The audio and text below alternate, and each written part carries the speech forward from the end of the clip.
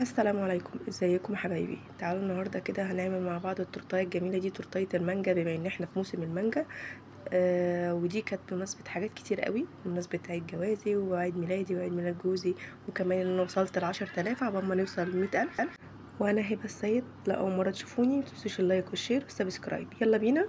معانا هنا نص كيلو من الاسبونج و6 بيضات ومعلقه من محسن الكيك، دي اهم حاجه في الموضوع، ونص كوبايه من الميه.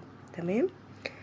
معايا هنا نص كيلو بقى، بحط عليه كل المكونات اللي انتوا شايفينها دي كله على بعضه، وببدا ان انا اضرب. بس طبعا اهم حاجه زي ما قلت لكم، محسن الكيك ده هو اللي بيطلع معاكي الكيك ناجح ب1,000,000%. تمام. وطبعا قبل ما ببدا بكون مسخنه الفرن بتاعي على درجه حراره 180، وببدأ بعد كده ان انا اضرب الحاجة كلها مع بعضها لحد ما قوام الكيك بتاعي يبقى من اصفر. هو في الاول اول ما بتضربيه بيبقى لونه اصفر كده زي ما انتوا شايفينه، لحد ما القوام معايا يبقى ابيض فاتح خالص، والاقي القوام تضاعف حجمه معايا. يعني تقريبا بياخد من 7 ل10 دقايق كده ضرب بالمضرب كويس، لحد ما زي ما انتوا شايفين، طبعا شايفين الاختلاف في اللون عامل ازاي. كده الاسبونج معايا انا كده جاهز تمام. بكون محضره الصينيه بتاعتي في الارضيه بتاعتها، بس بكون حاطه ورق من الزبده. انا هنا كده بوريكم قوام الاسبونج، بصوا بيبقى عامل معايا ازاي. طالما الاسبونج عامل معايا كده يبقى كده مظبوط 100% معايا. هبدأ بقى ان انا احطه في الصينيه وعلى طول ادخله على الفرن. بس اول ما بحطه في الصينيه زي ما انتوا شايفين بحاول اساوي الكيك كويس قوي بالخله بالشكل ده عشان يتوزع معايا. طبعا الحركه دي انا متعلماها من حبيبتنا وكبيرتنا في الحلويات، مياده فانيلا ومستكه. وطبعا حابه اعتذر لكم عن صوتي، ان انا عارفه صوتي ضايع جدا، بس اللي انتوا عارفين البرد بقى بيغير الصوت تماما. وبعدين استني، خدي هنا، لو انتوا لسه محدش اللايك والاشتراك وتفعيل زر الجرس فاشتركي وفعلي زر الجرس عشان تنوريني في كل فيديو ينزل جديد. كده زي ما انتوا شايفين انا كده حطيتها في الفرن بتاعي، وهسيبها بقى لحد ما تتضاعف زي ما انتوا شايفين كده. اول ما شفتها بالمنظر ده خلاص طفيت عليها واختبرتها. طبعا قبل ما اطفي اختبرتها بالخل زي ما انتوا شايفين، وطفيت وسبتها ترتاح في الفرن، ما ينفعش اطلعها اول ما اطفي عليها.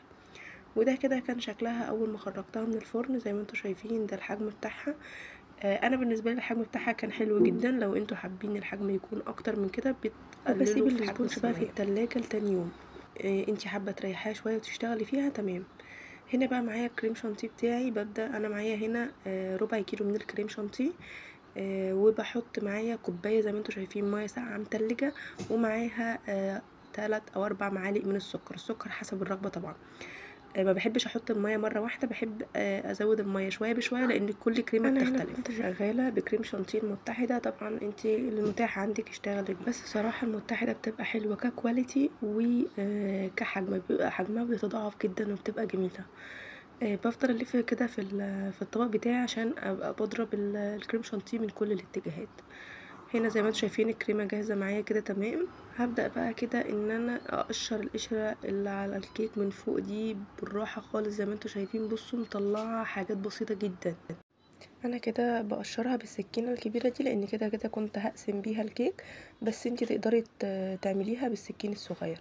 هنا انا كنت بحاول ان انا اقطع الكيك على 3، بس صراحة حسيتها هتبقى رفيعة جدا، فبدأت ان انا انزل بيها بحيث انها تبقى نصين مش على 3، لان لقيتها هتبقى الرفع بتاعها زيادة قوي، فحبيت اعملها على 2 لان انا بحب اعمل الكيك هنا بقى معايا عريض. دي ميه بسكر كده، ببدأ ان انا اوزعها على الكيك كله، عشان كده ما بحطش كريمة كتير في سكر كتير على الكريمة، بستكفى بالميه الميه بسكر وكمان السكر اللي بيكون في الاسبونج بتاعي.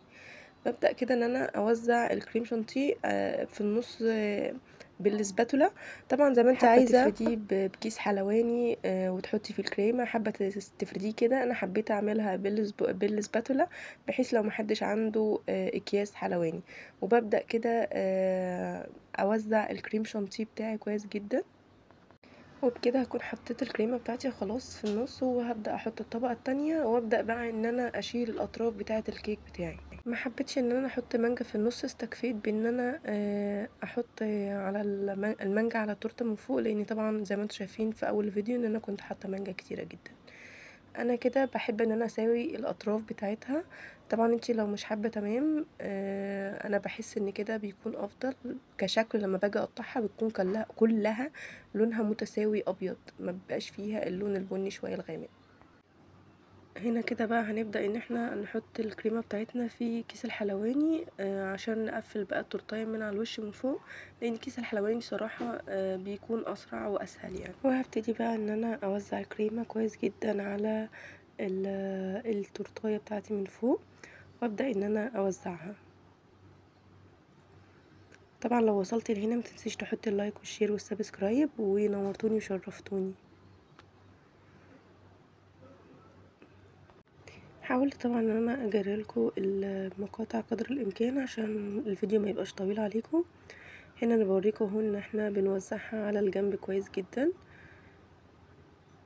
في التورتيه دي، عشان احنا هنملاها كلها مانجا زي ما انتوا شفتوا، فمش محتاجين ان احنا نعمل الكريمه مرتين. يعني اغلب الوقت في التورت بالذات بتعملي التورته على مرتين، بتحطي كريمه في الاول بتوزعيها خفيف كده تقفلي بيها التورتيه، وبعد كده بتحطيها في الفريزر وتبداي تحطي كريمه تانية عشان تساوي بيها. انما هنا مش هنحتاج نعمل ده، لان احنا هنغطي كل التورتيه بالمانجا، مش هنخلي فيها اي كريمه باينه. بتبتدي بالسكرابر كده تساوي الكريمه بتاعتك كويس جدا بالشكل اللي انتوا شايفينه ده. هخلص كده ان انا اسويها كلها من الجوانب واخليها كلها متساويه، وبعد كده هبدا ان انا احطها في الفريزر عندي تقريبا ساعتين عشان ابدا اشتغل فيها. او لو انتي مش مستعجله عليها حطيها في التلاجة لحد ما تبقى يعني الكريمه بتاعتك ساعه تقدري تشتغلي فيها. ده هنا كده بعد ما خرجتها هبدأ بقى ان انا كده اقطع المانجا بتاعتي عشان ابتدي ان انا اشتغل فيها. كل الدفوات اللي انتوا شفتوها في الكريمه دي كلها عاديه طالما انتي هتغطيها كلها بالمانجا. لو انتي بقى هتبقي الكريمه بتاعتك باينه، فهتبتدي ان انتي ما تبينيش كل الدفوات دي وتشتغلي بالسكرابر كويس لحد ما تداري الكريمه. هنا كده المانجا بتاعتي زي ما انتوا شايفين، بحاول قدر الامكان ان انا اقطعها رفيع جدا جدا، بحيث ان انا لما اجي احطها على التورته بتاعتي تبقى متماسكه عليها ما تقعش، لان كل ما تبقى المانجايه تخينه معاكي مش هتتماسك، هتلاقيها معاكي مش مرنه. فتقطعيها بصوا زي ما انتوا هوريها لكم دلوقتي، شايفين رفيعه جدا ازاي.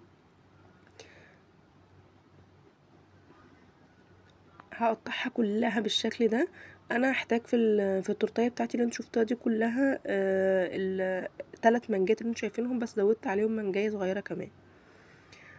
هنا كده زي ما انتوا شفتوا انا قطعتها كلها شرايح كده. هبدأ ان انا اسويها كلها فوق بعضها، يعني هحاول احطها زي ما انتوا شايفين بالشكل ده فوق بعضها عشان كلها تتماسك كده مع بعض في الكريمه وما تقعش من على الكيك بتاعي طويل عليكم. وهوريكم الشكل ده كده بيكون شكلها من الجناب كده. لما خلصت الجناب كلها هبدأ بقى ان انا اقطع المانجات الصغيره اللي انتوا كنتوا شايفينها دي مربعات بالشكل ده عشان احطها على الاطراف.